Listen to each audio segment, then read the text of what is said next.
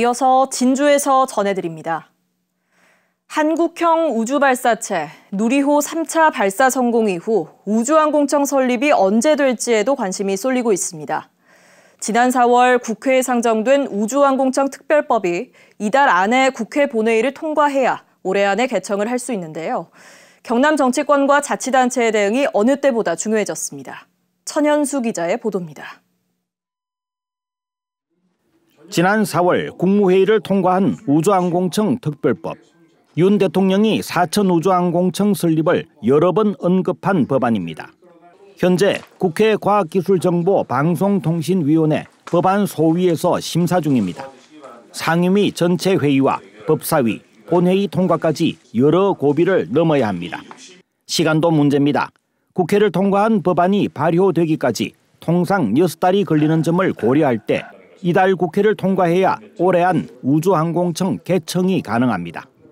이 때문에 경상남도를 비롯한 경남의 자치단체들과 경남 출신 국회의원들을 중심으로 한 정치권의 노력이 어느 때보다 중요해졌습니다. 경남 국회의원들은 여야를 떠나 정부 안의 국회 통과에 힘을 싣고 있습니다. 공약이기도 하고 사천 우주가 가지고 있는 또 항공 우주 인프라를 볼 때 반드시 와야 된다라고 보고 통과시키기 위해서 최선을 다하는 거죠.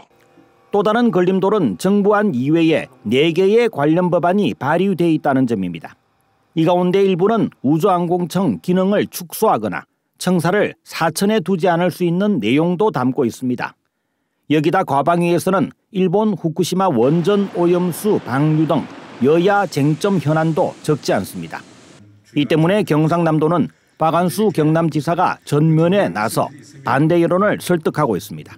국회 과학기술방송통신위원회 여야 국회의원들을 만나고 왔는데 결론적으로 한마디로 사천 우주항공청 설치에 걸림돌은 없다. 최근 3차 발사에 성공한 한국형 발사체 누리호, 한국의 나사인 카사를 통해 누리호의 꿈을 실현하기 위해서 우주항공청 특별법의 이달 국회 통과가 관건입니다. KBS 뉴스 천현수입니다. 민선 8기 경남도정 1호 공약인 경남투자청이 오늘 경남혁신도시 복합혁신센터에서 공식 출범했습니다.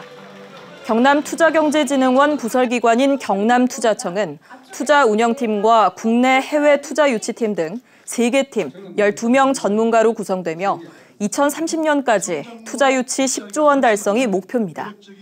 한편 경상남도는 지난달까지 6조 1천억 원의 투자유치 실적을 올려 지난해보다 2배 이상 늘었다고 밝혔습니다. 진주시는 최근 법무부 심사를 거쳐 하반기 외국인 계절 근로자 규모가 546명으로 확정됐다고 밝혔습니다. 진주 지역 외국인 계절 근로자는 고용주 사전 교육과 사증 발급 등 절차를 거쳐 오는 8월 이후 현장에 투입될 예정입니다.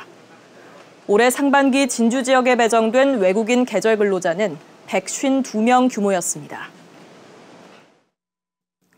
지난 3일 막을 내린 2023 하동 세계차 엑스포에 124만여 명이 다녀간 것으로 집계됐습니다.